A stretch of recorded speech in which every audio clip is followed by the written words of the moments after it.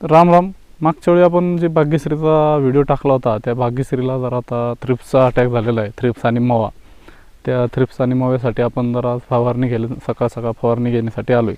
कारण दुपारचं फार ऊन असतं, उन्हात कीटकनाशकाची फवारणी म्हणजे करू नये चांगली, म्हणजे एवढं असर नाही होत. त्यामुळे एक तर सकाळचं नाही तर मग संध्याकाळचं 2 टायमाला ही फवारणी करावी.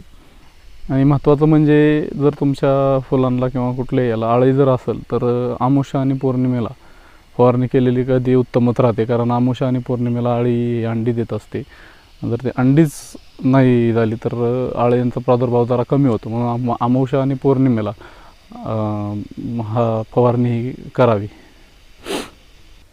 आणि या थ्रिप्स आणि मोव्याचं असंही जर थोडं प्रमाणात असेल तर तेव्हा जर कंट्रोल केलं तर कंट्रोल होतं, नाही तर मग नंतर जास्त प्रमाण झालं तर कंट्रोल होत नाही.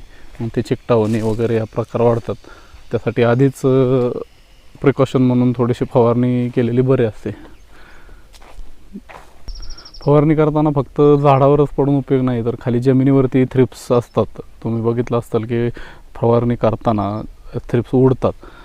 तर ती सगळीकडे फवारणी झाली पाहिजे. म्हणून हा बॅटरीवरचा स्प्रे आहे आपल्याकडं, त्यांनी न मारता आपण या पेट्रोलच्या स्प्रेअरने मारता आहे. कारण त्या पेट्रोलच्या स्प्रेअरला जरा थोडासा प्रेशर जास्त असल्यामुळे औषध सगळीकडे जास्त पसरलं जातं.